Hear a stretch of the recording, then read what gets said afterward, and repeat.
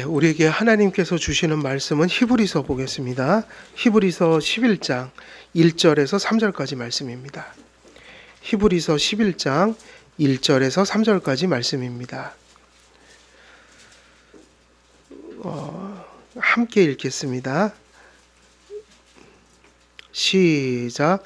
믿음은 바라는 것들의 실상이요 보이지 않는 것들의 증거니 선진들이 이로써 증거를 얻었느니라. 믿음으로 모든 세계가 하나님의 말씀으로 지어진 줄을 우리가 아나니 보이는 것은 나타난 것으로 말미암아 된 것이 아니니라. 아멘. 저희들 이제 6페이지 원래 들어가야 되죠. 6페이지. 그런데 몇 페이지 넘겨서 11페이지부터 또 시작하겠습니다. 11페이지요. 지금 저희들이 다루고 있는 이 주제가 결국은 믿음에 관련된 내용인데, 결국 믿음이 뭐냐를 얘기하는 것인데, 상당히 지금 앞에 많은 부분들을 무슨 내용을 다루고 있어요? 지금 상당히 많은 부분을 유사 믿음을 먼저 얘기하고 있는데, 제가 넘어간 이유는 너무 이게 계속 잘못된 거를 얘기를 해야 돼요. 좀 힘들어요. 근데 이것을 그냥 넘어가서는 안 되는 것이, 지난번에 얘기해 줬던 부분은 어느 정도 이제 얘기를 했지만 뒤에 부분들이 이제 또 많이 나오는데, 이거는 다른 기회에 또 제가 전할 기회들이 많을 거예요. 그런데 중요한 건 이 부분입니다. 지금 이 책이 언제 쓰여졌죠? 16세기에 써졌죠. 그죠? 그리고 이제 뭐 여러 개정판이 있으니까 또 17세기 뭐. 근데 칼빈이 이제 이렇게 죽은 것이 이제 그 시점을 보면 그 수년 동안에 이제 기독교 강요 이제 열심히 썼는데, 어쨌든 그 시기가 어떤 시기예요? 종교 개혁 시기예요. 그러니까 지금 여기 있는 우리가 참 다루기도 너무 많고 계속 잘못됐다 하는 얘기들이, 이게 결국은 무슨 얘기를 하냐면 유사 믿음들이죠.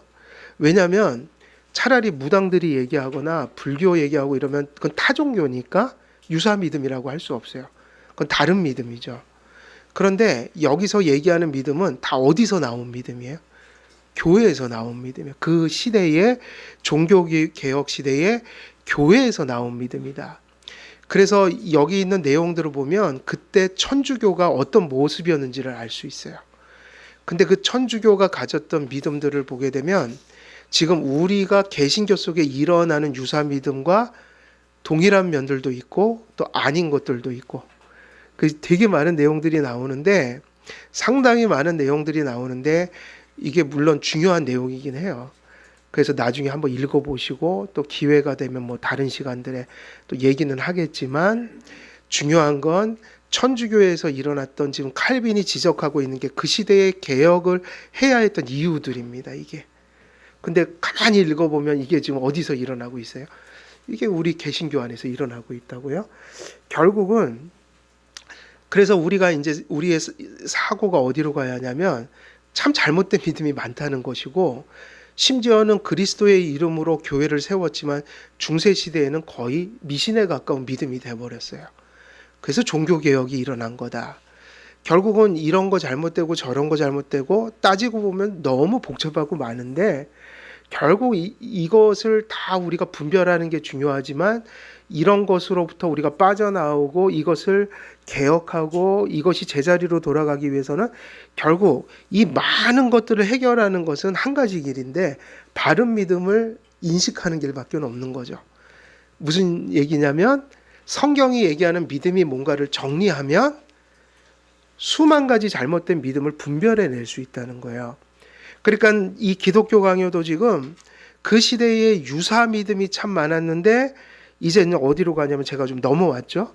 그거 다 다루기가 좀 그래서 넘어와서 11페이지로 넘어오면 거기 제목이 어떻게 돼 있나요? 믿음의 요소. 그러면서 바로 여기서부터 칼빈은 성경이 얘기하는 믿음이 이거야 라고 가르쳐 주고 있어요. 그러니까 중요한 건 이제 뭐죠? 잘못된 거 망가지 않은 것보다 답을 정확하게 우리가 거해야 될, 우리가 받아들여야 될, 인식할 내용들을 정리하는 게 더 중요하다. 그래서 이것이 되면 이제 잘못된 것들이 분별이 되겠죠. 그래서 11장으로 넘어가면 여기서부터 이제 믿음의 정의라고 할 수 있는데, 믿음의 어떤 정의냐면 바로 종교개혁 때 성경으로 돌아가서 다시 그 미신적이고 그 잘못된 그 혼돈스러운 신앙 속에서 이것이 바른 믿음입니다 라고 정의했던, 그리고 이 내용들은 그 이후에도 바른 신앙을 가진 모든 목사와 교사들과 신앙 고백들이 가지고 있는 그 내용을 다 가지고 있어요. 그러니까 여기서의 가르침은 칼빈의 특정한 가르침이 아니라 공교회의 가르침을 잘 풀어준 거예요. 그래서 우리가 칼빈을 자꾸 배우고 칼빈이 중요하다는 건 칼빈이 뛰어난 사람이기도 하지만 자기 얘기를 하고 있는 게 아니라 이분의 소명은 뭐냐면 공교회가 모든 교회들이 성경에 근거해서 받아들여야 되는 신앙, 그걸 무슨 성이라고 하죠? 공교회성을 잘 설명해 줬다는 거예요. 그러니까 믿음의 어떤 신학적인 썰들을 풀어낸 게 아니라 모든 교회들이 받아들여야 될, 그리고 그 당시 종교개혁에 들어왔던 모든 말씀으로 돌아간 교회들이 이해하고 고백한 그 표준이 있겠죠? 그거를 풀어준 거예요, 잘. 근데 그런 일을 수많은 그 시대의 신학자들이 했어요. 그래서 우리가 칼빈 알고 불린 거, 쯔빙글리 정도 알지, 그 시대 칼빈만 있었나 그런데 그게 아니라 우리는 이름을 언급할 수도 없을 정도의 대단한 신학자들이 많았고, 그리고 제가 그 책을 전에 몇 권 샀어요. 그 우리의 신앙 고백들 있죠. 웨스트민스터 같은 거. 근데 종교개혁 초기부터 웨스트민스터 신앙 고백, 이제 종교개혁이 종결될 때까지 모든 신앙 고백을 이렇게 모아놓은 책이 있어요. 그게 이렇게 두꺼운 책이 한 4권인가 될 거예요. 그 안에 신앙 고백들이 가득 담겨 있는데 우리가 아는 거는 몇 개 없어요. 장로교는 웨스트민스터 신앙 고백, 소요리 문답, 대요리 문답 요 정도인데, 또 저기 유럽으로 가면 하이델베르그 벨직 신앙 고백, 도르트 신조 해갖고 일치 신조라고 불러요. 장로교하고 좀 다른데 다 같이 인정은 하지만 표준 문서는 달라요. 근데 우리가 알고 있는 신앙 고백은 몇 개 없어요. 그럼 뭐냐? 그 시대에 이렇게 많은 신앙 고백이 있었는데 우리가 지금 알고 있는 게 다 살아남은 것들이에요. 그럼 저것들은 검증되고 또 검증되고 모든 교회들이 함께 인정하다 보니까 살아남은 책들이라고요. 그럼 그 죽어있는 책들은 잘못된 거냐? 아니죠. 같은 내용이죠. 근데 그 중에서도 더 좋은 거를 교회가 선택한 거예요. 그러니까 그런 신앙 고백들이 얼마나 중요하겠어요. 다 사멸되고 살아남은 것들이에요. 잘못돼서 죽은 게 아니라 더 잘 써서 살아남은 거예요, 이것들이. 그러니까 그걸 소중히 여겨야 되고, 기독교 강요 같은 건 왜 칼빈이 대단하냐면 개인의 대단한 지식을 전한 게 아니라 그 시대의 신앙을 정리해 준 거예요. 그래서 칼빈은 개인 얘기를 하는 게 아니라 교회 얘기를 하는 거죠. 저는 이런 분들을 좋아해요. 전 신학자들 되게 싫어해요. 자꾸 지금 신앙 고백을 떠나서 자기 철학을 막 피거든요. 그럼 저는 거들떠도 안 봐요. 그런 책은 사보지도 않아요. 잘 의미가 없으니까요, 저에게. 그러니까 어떤 신학자들이 좋은 신학자냐면 교회의 신앙 고백, 공교회성을 드러내주는 사람들이에요. 그걸 잘 설명해주고 그걸 인식시키고 전하는 사람들, 그것만이 교회에 유익해요. 예.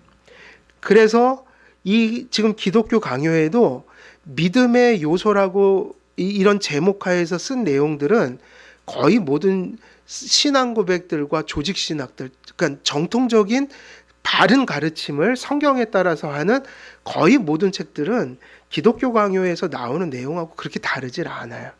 그 내용을 지금 풀어주고 있다는 거예요. 그래서 이 11페이지부터는 어떤 내용들이냐면 우리가 이제 성경을 따르는 성도들로서, 믿는 성도들로서 우리가 성경에서 얘기하는 그 믿음이 있죠. 그것을 이제 정리하는 내용이 담겨 있다. 그래서 이것에 이렇게 벗어난 것들이 어디 지금 다 나온 거예요. 앞에 내용들 속에 유사 믿음들이 이거 아니고 이거 아니고 계속 얘기하고 있는 거고, 그 내용들은 다 천주교에서 나온 내용들. 또 종교개혁 때 보면은 종교개혁을 했던 사람들 중에 아주 또 이상한 사람들이 나타났다고. 그 광신자들, 그 저기 옛날에 보면 그 제세례파 같은 사람들, 다 그게 유사 믿음들이 많이 있어요, 그 안에. 그래서 그런 것을 다 정리하고 이제 드디어 성경적인 믿음이 뭐냐를 얘기하는 거죠. 자, 그래서 믿음의 요소로 들어갑니다. 그러니까 믿음하면 아, 이게 믿음이구나 하는 거 있죠. 그러면 이제 우리가 믿음이야 할 때 이제 우리가 배운 대로 믿음을 이해하는 거예요. 그러면 우리는 어떤 것을 보통 믿음이라고 많이 생각했어요?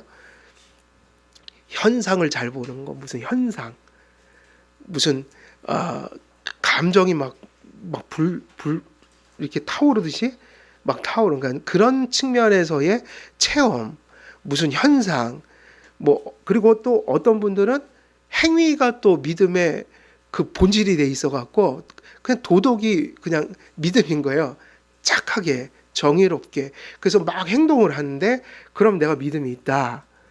그러니까 믿음이라는 게 결국은 되게 조심스러운 거는 성경이 무엇이라고 하는지를 이해를 해야 된다. 그 이제 유사 믿음은 멀리 있는 게 아니라는 거예요. 그래서 믿음의 요소라고 할 때 첫 번째가 이 부분이에요.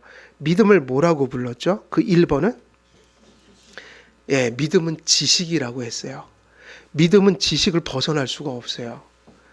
그래서 믿음은 제일 첫 번째로 뭐를 얘기하냐면 아는 것을 얘기해요. 근데 왜 이렇게 얘기를 했냐면 아까도 얘기했지만 사변이나 철학, 논리 이걸 얘기하는 게 아니라 하나님이 당신을 알려주시고 하나님이 우리와 관계하실 때, 우리를 구원하실 때, 심지어는 그분이 우리를 창조하실 때 다 뭐로 하셨어요? 그분의 말씀으로 하셨죠. 하나님이 우리를 만드시고 관계하실 때는 언제나 계시라는 걸 통해서 관계하셨다고요. 하나님을 알려주신 거예요. 그러니까 이런 측면에서 신앙이라는 건 하나님과 바른 관계를 맺는다는 건 하나님의 관계 자체를 우리가 하나님 자체를 다 이해할 수 없어요. 계시를 해주니까 계시를 통해서 하나님을 사랑하고 관계 맺고 의지하고 하니까 결국은 계시라는 것은 뭐가 돼야 되는 거예요? 알려주기 위한 거잖아요. 그러니까 아는 것을 떠날 수는 없는 거예요. 하나님을 바로 알아야지 그 하나님과 관계를 하게 되거든요. 다시 말하면 하나님은 계시를 통해 사람을 창조, 구원, 섭리 이렇게 하시기 때문에 계시성 자체가 우리에게 하나님을 알려주신 것으로 당신과 관계하게 만든다. 그러니까 항상 은혜는 오늘날 이 성경을 가지고 믿는 이 시대는 항상 하나님의 그 구원 역사가, 성령의 역사가 어디를 먼저 점령하시겠어요? 이성을 점령하시는 거예요. 그래서 그걸 먼저 하세요. 네가 죄인이야. 근데 네 앞에 있는 분이 누군지 알아? 하나님이야. 하나님이 어떻게 하셨는지 알아? 너를 구원하셨어. 그럼 구원받은 자는 어떻게 해야 되는지 알아? 이렇게 말씀을 통해서 알려주신 교훈적 의지를 따라 살아가는 거야. 그러니까 이게 지금 다 하나님은 보이질 않잖아요. 그러니까 무엇을 통해서 알 길밖에 없는 거예요? 계시. 근데 그 계시를 사변적 지식을 쌓으라고 주신 게 아니라 그분을 사랑하고 순종하고 믿고 관계 맺는 일종의 인격적인 관계를 위해서 주시니까 그 지식이 어디로 가지를 않는 거예요. 사변이 아니라는 거예요. 그렇지만 그 관계는 지식을 떠날 수는 없는 거예요. 항상 지식으로 시작되는 거죠. 근데 지금 계속 공부하다 보면, 우리가 말씀 듣다 보면 계속 반복돼요. 예배학도 똑같죠. 하나님을 어떻게 예배하죠? 하나님을 알아야 예배를 하죠. 그럼 그 안다는 게 뭐죠? 그냥 본성대로, 내 느낌대로 내가 체험한 거로 아는 게 아니라 성경대로 알아야 된다는 거예요. 그러니까는 그것은 인식하는 과정들이 반드시 필요하다는 거예요. 그래서 칼뱅은 믿음을 뭐라고 불렀어요? 예, 지식이에요. 그러니까 이 말씀이 맞아요. 믿음은 지식이 전부가 아니야. 맞아요. 틀려요. 맞는데 믿음은 지식이 부재할 수는 없는 거죠. 그리고 어떤 면에선 지식으로부터 출발을 해야 되는 거예요. 예. 칼뱅이 믿음을 지식이라고 부를 때 믿음의 요소로서 지식은 사물을 인식하는 감각적 지식을 훨씬 넘어서 있습니다. 그러니까 우리가 보통 공부하고 살아가기 위해서 배우고 또 뭔가를 인식하고 이런 것을 넘어서 있다는 얘기죠. 왜냐하면 그건 계시를 인식하는 거기 때문이에요. 자, 왜냐하면 믿음 자체가 뭐를 초월해 있기 때문일까요? 감각을 훨씬 초월해 있다. 계시를 통해서 알려주시는 하나님과 그의 은혜와 그의 뜻은 눈에 보이는 건가요? 보이지 않는 건가요? 그런 영역들이 있죠. 초월적인 거잖아요. 그러다 보니까 이게 단지 세상의 어떤 철학, 논리 이런 게 아니라는 거예요. 예. 그래서 인간의 마음은 그 자체를 뛰어넘어 더 높이 비상하지 않는 한 믿음을 획득할 수는 없다는 거예요. 그래서 우리가 전도하다 보면 그 사람은 박사요, 그리고 세상의 지혜로 따지면 어느 누구도 쫓아갈 수 없는데 이상하게도 초등학교도 안 나온 분은 하나님을 알고 그리고 그 엄청난 학위를 받고 세상의 모든 지식을 섭렵한 것 같은데 그 사람 하나님은 모를 수도 있어요. 그래서 절대 속으면 안 돼요. 우리가 세상에서 그 학식이 높거나 아니면 그런 어떤 지능이 높은 거하고 혹은 또 세상 살아가는 지혜를 잘 아는 거하고 구원의 지혜를 아는 것은 달라요. 같은 지식인데도. 저는 그런 걸 많이 봤거든요, 진짜. 세상적으로는 너무 몰라요. 그리고 어떤 그런 학식도 높지 않은데 말씀에 대한 자세, 그리고 그 확신, 그리고 하나님 말씀을 인식하는 그 깊이가 어떻게 그렇게 깊은지 그 앞에서 머리가 조아려질 때가 있다. 그 전에 그런 얘기 했잖아요. 낯 높고 기억자도 모르는 할머니인데 성경을 그렇게 배운 것 한 개 안에서 어떻게 그렇게 저렇게 잘 인식하고 그걸 저렇게 삶 속에 표출해낼 수 있을까? 그래서 그 할머니 앞에 가면 무서워지는 거예요. 말씀 한마디 한마디가 무거워서. 근데 어떤 사람들은 지능도 높고 세상 지식도 많고 학식도 많은데 도무지 알아듣지를 못해요. 진짜 인식 못해요. 그리고 논리로 이해해요. 이해하지만 논리로 이해하기 때문에 따라가진 않아요. 그게 내 삶에 죽고 사는 문제도 아니고 내가 지금 그것을 기대어 살아가야 될 그런 의미로서 말씀이 인식되지를 못한다는 거예요. 한계가 있는 거예요. 그게 무슨 얘기냐면 결국은 계시를 수용하는 것은 지식이면서도 그건 세상 지식과 다른 거다. 그래서 성경에 자주 그 얘기하죠. 바울이. 아덴에 가서 에피쿠로스 학파하고 스토아 학파들이 많았어요. 거기는. 그 아덴에. 그 지금도 철학 하는 사람들은 다 배우는 거 아니에요. 에피쿠로스 학파, 스토아 학파. 그래서 바울이 그 사람들한테 전도하려고 잔머리를 썼죠. 저 사람들은 대단한 철학자들인데 내가 그냥 저래서 못 받을 거야. 그래갖고 잔머리를 썼어요. 철학을 막 얘기를 했어요. 왕창 망해갖고 울면서 그 얘기를 했어요. 내가 다시는 철학 가지고 안전할 거다. 사도가 한 얘기예요. 그건 맞아요. 왜냐하면 복음의 지식은 믿음의 지식은 결단코 인간의 지식과 달라요. 그래서 성경에는 하나님의 십자가의 도가 어떻다고 그랬어요? 어떤 사람들에게는 참 지혜로운 하나님의 지혜지만 어떤 사람들에겐 그게 그렇게 미련한 것이라고 그랬어요. 그래서 조롱을 받는다고 했어요. 그래서 우리가 이걸 잘 이해해야 되죠. 지식이 되게 중요한데 그 지식이 뭘 이해하는 거냐면 뭐 영어, 수학, 국어 이게 아니고 또 세상을 살아간 지혜도 아니고 그래서 종교성이 아니에요, 절대로. 기독교 신앙은 하나님의 계시인 말씀을 수용하는 지식이에요. 근데 그게 지식으로 남는 게 아니라 누굴 바라보는 거예요. 그 유일한 하나님을 바라보는 거. 유일하게 하나님과 인격적인 교제를 하는 게 계시가 수용됐을 때 일어나는 일이다. 그래서 믿음은 첫 번째 요소를 뭐로 뒀냐면 지식이다 그랬죠. 그러나 다 이해하지 못한다 하여도 다 이해되지 않는 것이 확실한 것으로 믿어질 때에는 그 가마의 확실성으로부터 마음 자체의 능력을 넘어 그 이상의 것을 이해하게 됩니다. 그래서 바울은 이를 뭐라고 얘기했냐면 지식에 넘치는 뭐를 알고요? 그죠? 우리가 배울 때는 체계적으로 교리적으로 다 그게 동원되잖아요. 근데 그 교리가 믿음이 됐을 때는 그게 단지 논리 체계를 받은 게 아니라 그 가슴 속에 뭐를 받았다고요? 그리스도의 사랑을 알고 그랬어요. 지식에 넘치는 뭐를 알아요?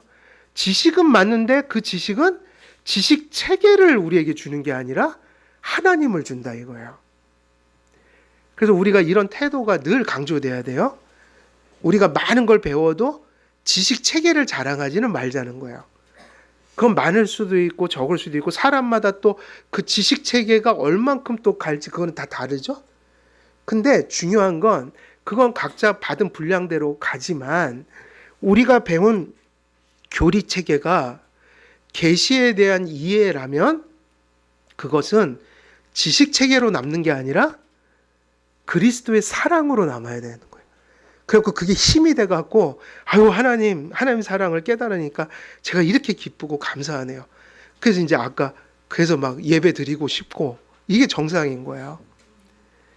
그리스도의 사랑을 알고 그랬는데 뭐라고 그랬죠? 그 너비와 길이와 높이와 깊이가 어떠함을 깨닫는. 근데 그 깊이가 어느 정도일까요? 하나님 사랑은 누구만큼 커요? 하나님만큼 커요. 그러니까 사실은 죽을 때까지 모르죠. 그래서 겸손해야 한다. 그건 무슨 얘기냐면 많이 알았다고 경험했다고 또 그 사랑을 거기까지 깨달았다고 해서 또 그게 된 게 아니라 그 우물은 죽을 때까지 파먹어야 되는 거예요. 그래서 그 높이, 길이, 깊이가 무한하기 때문에 우리가 늘 목말라 하면서 감사하면서도 목말라 하면서 또 그 사랑을 의지해서 깨닫고 나가고. 그러니까 우리가 이런 지식은 언제까지 이렇게 배워야 하는 거예요? 죽을 때까지요. 믿음으로써 우리의 마음이 포용하는 것은 모든 방면에서 뭐 하다고 그랬죠, 거기? 예, 우리 믿음으로써 우리의 마음이 포용하고 있는 게 이 세상의 어떤 것이 아니라 그게 무한한 거예요. 그걸 받은 거예요, 지금. 지식이라는 것. 그러니까 또 그 믿음은 지식은 다 됐다고 하는 순간은 없어요, 사실은. 이러한 지식은 그 어떤 지식보다 어때요? 고상해요. 그래서 우리가 가끔은 괜히 성도들이 주눅 들어요.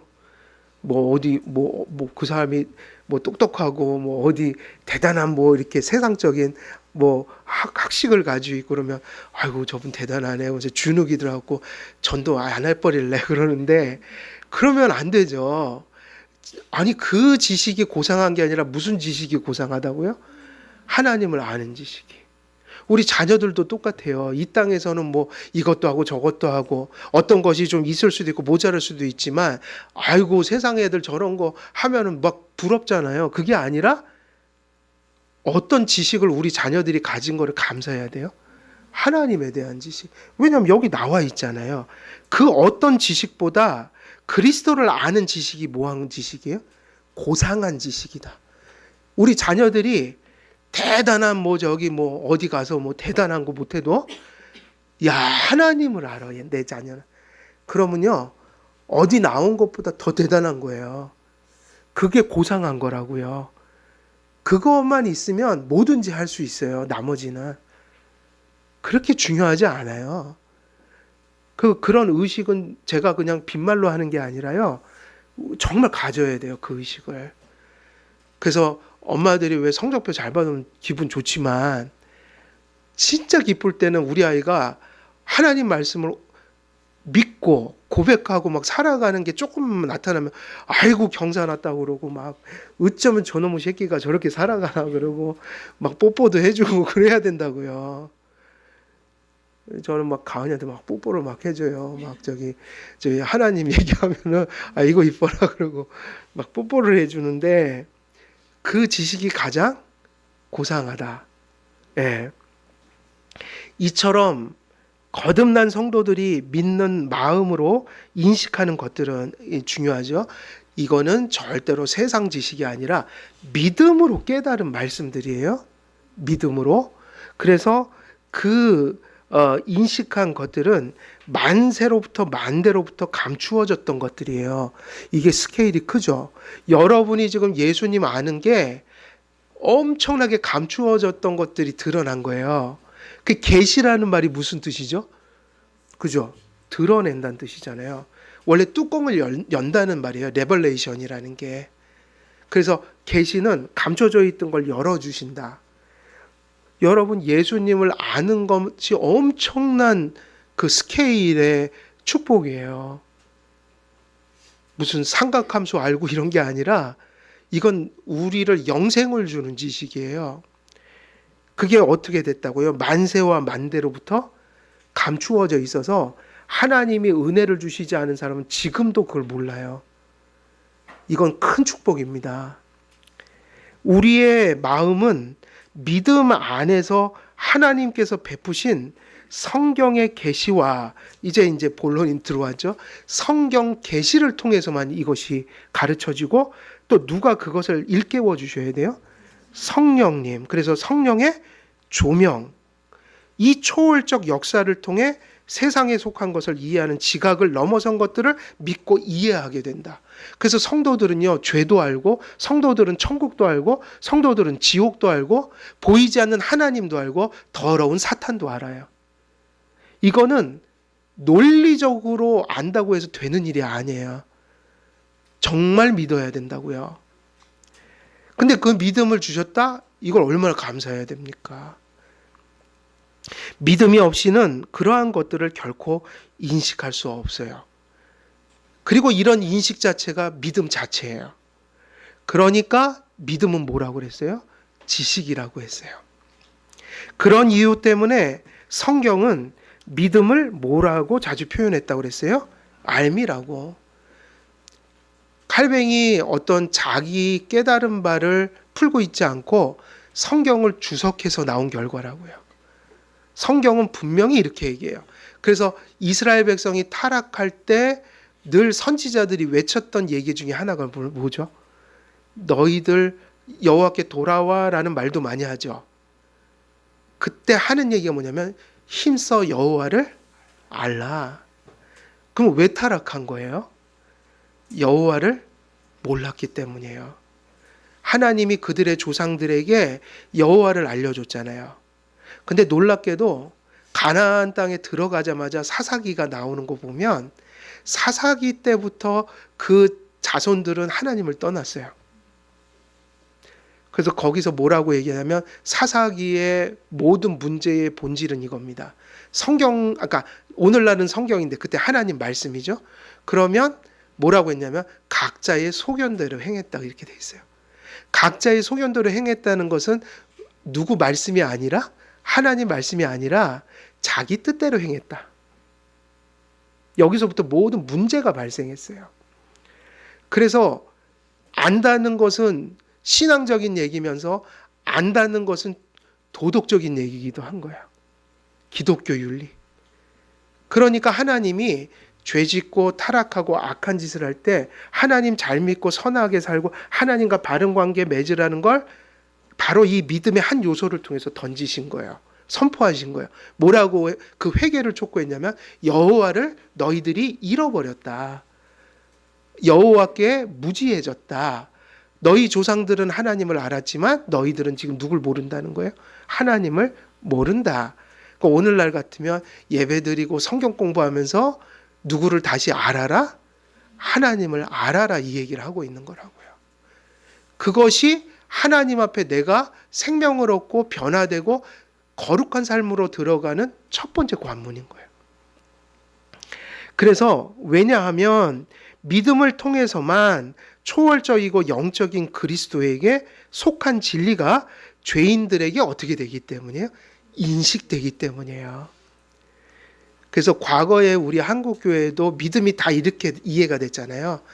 그냥 이해하지 못, 그러니까 이전에 체험하지 못했던 어떤 주관적 체험을 하거나 또 믿음이라는 것이 우리에게 어떤 번영을 가져오거나 또 내가 몸이 아프면 병을 낫게 해주거나 또 세상에서 볼 수 없는 어떤 신기한 능력을 막 베풀거나 본질은 그게 아니라 누굴 바라보는 거예요? 하나님을. 근데 알지 못하는 분을 어떻게 바라보겠어요? 꿈에서 바라볼까요? 하나님이 지금 뿅 하고 나타나실까요? 말씀을 통해서밖에 바라볼 길이 없어요, 지금은. 달리 표현하면 이 말씀을 통해서 믿음을 통해서만 초월적이고 영적인 그리스도께 속한, 이게 중요하죠. 그리스도께 속한 진리가 죄인들에게 인식이 된다. 따라서 자연인들에게 가능한 사변적 지식과 단지 뇌를 맴도는 단순한 지적 동의는 구원받는 믿음이 될 수가 없다라는 거죠. 그래서 요거 조심하라는 거죠. 지식이 중요하지만 이 지식이 이런 의미의 지식이 아니라 논리적, 사변적, 철학적 지식으로 가면 안 된다. 그것은 세상 사람들도 얼마든지 할 수 있는 지식이고요. 근데 우리가 지금 이 지식이 가져오는 결과가 뭐냐면 하나님이에요. 하나님 모시고 그분과 좋은 관계를 맺고 그분이 나를 지켜주시고 이 모든 인격적인 이 교제가 관계가 하나님을 알려주심으로 인해서 일어나게 된다. 그럼 그것이 뭐를 가져오는가? 인격적인 관계로 가야 한다. 그러니까 이것은 단지 논리로 십자가를 이해했다고 되는 것은 아니다. 저는 거기까지 간 사람 많이 봤어요. 군에서도 전도하면서 또 길거리에서 제가 예전에 그 신학교도 그 청량리에 가면 청량리 아세요? 청량리역 아세요? 거기가 우리 면목동에서 가까워요, 집이. 그래서 거기서 고등학교도 다니고 청량고등학교. 그리고 학교 갈 때도 거기서 스쿨버스 저기 신학교 때 타고 다녔고 거기가 참 거기 자주 다녔죠. 그래 거기 앞에 뭐가 있냐? 청량리역 앞에 미주 아파트가 있어요. 그 미주 아파트 앞에서 제가 그때 이제 막 고이 지나고 이제 저기 신학교 1학년 때 요쯤까지 거기 계속 다녔으니까 그때 제가 좀 힘들었거든요. 그래서 미주 아파트 앞에 벤치인지 뭔지 아주 앉아 있었어요. 지쳐갖고. 그랬더니 어떤 무당이 옆에 앉더니 자기 괴로움을 막 얘기를 하는 거예요. 아저씨 저 예수님 좀 믿으시죠? 그랬더니 내가 또 얘기했을 거 아니에요. 예수 믿으면 죄를 용서해 주셔요. 야 내가 그건 알아. 내가 예수님 믿으면 죄 용서해 주는 것도 알고 그분 믿으면 천국 가는 거 다 그 얘기는 이미 다 들었고 나는 그걸 알아. 근데 이게 안 믿어져. 그러니까 안 믿는다는 건 모른다는 얘기가 아니라 이걸 받아들이지는 못한다는 거야. 자기 일로는. 그러면서 눈물을 질질 흘리면서 야 내가 믿고 싶은데 안 돼. 그러면서 그때 난 깨달았죠. 내가 가진 믿음이 얼마나 감사한 건지를. 저 사람은 믿고 싶어서 지금 나한테 좀 그 믿고 싶은 마음을 막 호소하는데 안 된다는 거예요. 저게 안 되는 사람이 많구나. 군에 가갖고 또 제가 군 생활할 때 바로 그 다른 소대에 있던 사람들이 저를 그렇게 또 잘해줬어요. 이상하게도. 왜 그랬냐니까 제가 신학생이고 그때 제일 순수했거든요. 눈이 아주 그냥 번쩍번쩍하면서 막 그땐 뺨을 여기 맞으면 여기도 때리세요. 그러고 그랬는데 그게 첫사랑이라서 내가 그게 제 마음인 줄 알았더니 그거 얼마 못 가거든요. 그분이 그러더래요. 이제 제대할 때 되니까 야, 넌 내가 솔직히 네 눈 보면 무서웠다. 너무 반짝거려. 근데 왜 이렇게 동태 눈깔이 됐냐? 그러면서 이게 이제 많이 이제 세속에 찌들렸다 그러면서 아이고 군대에 와서 고생 많았네 그러더라고요. 근데 그분이 또 그래요. 항상 저를 좋아하는 게 내가 신학생이니까 그리고 이제 그땐 제가 더 착했거든요, 지금보다. 그러니까 얼마나 그분이, 근데 왜 그렇게 좋아하나 그랬더니 가슴 속에 그런 동경이 있어요. 기독교는 믿고 싶은데 믿어지진 않지만 그래도 그 하나님이 뭔가 믿고 싶은 거예요. 또 똑같은 얘기를 들은 거예요. 저기 뭐 누구 일병님 저기 예수님 영접하시죠? 그러면 야, 나 그거 나도 알아. 나도 그러고 싶어. 근데 내가 뭐 믿기 싫어서 안 믿는 줄 알아? 안 되는 걸 어떻게? 또 그 얘기를 하는데 또 감사한 거야. 야, 저렇게 믿는 게 힘든 사람들이 있구나. 그래서 저게 아무나 믿는 게 아니구나. 그 내가 가진 믿음은 얼마나 감사한가. 나는 정말 뭐 말할 수 없는 비천한 인간인데 뭐 내가 왜 이 사랑을 받았지 생각나더라고요. 이게 알미라는 게 잘 이해하셔야 돼요. 믿음적인 관점에서 알을 풀어가야지 이게 잘못하면 진짜 공부돼요. 공부가 아니라고요, 저희는. 제가 뭐 이렇게 달팽이처럼 이렇게 공부하는 게 공부가 아니라 저는 하나님의 말씀을 전하는 것 뿐이에요. 왜냐? 그 길밖에 없거든요. 그렇게 해서 하나님을 알아야지 바라볼 거 아니에요. 이게 세상적인 암과하고 상당히 다른 거다. 그래서 이 사변적 지식과 뇌를 맴도는 단순한 지식의 동의가 아니라는 거예요. 그러니까 그 논리 맞아. 이게 아까 했다고 그랬죠, 그분들이. 무당도 뭐라고 그랬어요? 예수님 믿으면 용서해 주시는 거 알아. 동의는 해요. 근데 자기를 내어 맡기지는 못하고 있는 거예요. 그래서 이게 뇌를 이렇게 맴도는 개념으로 돌아다니는 거. 항상 저는 공부하다가 개념적으로 다 이해 안 돼도 괜찮다 이거예요. 근데 놀랍게도 다 개념적으로 이해 안 되고 다 설명 못 해도 그거를 정말 바로 그걸 통해서 바라본 하나님을 가슴속에 사랑하는 사람이 있다고요. 그게 중요한 거라고요. 그래서 단순한 지적 동의가 아니라는 게 중요하다. 구원에 이르는 믿음으로서 알면 하나님의 진리가 성령의 내적 조명과 감화로서 인식되고 확실한 것으로 믿어지게 되는 알. 그러니까 이때의 지식은 뭐로 바꿨을 줄요? 내가 믿게 됐다는 얘기를 할 수 있게 되는 거죠. 그래서 여러분, 우리가 하나님 지식은 뭐 하려고 배우는 거예요? 믿으려고요. 그래서 제가 그 얘기하는 거예요. 어느 신학이 수준으로 넘어오면 사변 신학이 돼요. 그러니까 그런 신학은 저는 좋아하지 않아요. 우리가 신앙 고백하고 목양하고 목회하고 또 이 안에서 여러분들이 그런 목양적 의미에서 경건의 유익을 얻을 수 있는 내용들. 그래서 우리에게 하나님을 알고 사랑하고 두려워하고 어떻게 살아가야 될까에 대해서 답을 내주는 거. 어떤 지적 호기심을 채워주는 게 아니라 그것이 되어야 한다. 그래서 이 알은 어떤 알미냐면 내가 알았다는 얘기가 뭐로 환원돼야 돼요? 나는 믿게 되었다. 이러면 여러분이 바르게 안 거예요. 네. 이런 알은 계시와 성령 그리고 믿음의 역학관계 안에서 주어진 알므로, 그러니까 이미 이 알은 단지 이성과 브레인으로 깨달았다는 게 아니라, 논리 철학이 아니라 이런 알은 계시가 개입한 거고 성령님이 역사하신 거예요. 그리고 그게 뭐가 된 거죠? 믿음이 된 거다. 그리고 믿음 갖고 나서는 이 믿음으로 계시와 성령의 역사를 통해 또 계속 알아가는 거예요. 여기서 주어진 알미 무슨 알미냐면 믿음의 요소로서 알미예요. 그러니까 이렇게 되겠죠? 지식이라고 다 믿음이 될 수 있는 게 아니라 성경이 얘기하는 그런 의미에서 믿음의 요소로서 지식을 가져야 한다. 근데 지식이 되게 중요하다. 왜냐하면 지식이 전부는 아닌데 그것으로부터 시작하기 때문이에요. 그래서 우리의 마음의 인식과 작용을 훨씬 넘어선 초월적 성격을 가지니까 이렇게 알고 믿는 것은 정말 하나님의 역사죠. 어떤 세상적인 것으로 받을 수 없는 것. 이것은 하나님만 주실 수 있는, 그리고 이게 제네럴한 그레이스가 아니라 무슨 그레이스예요? 스페셜한 그레이스예요. 구원에 관련된.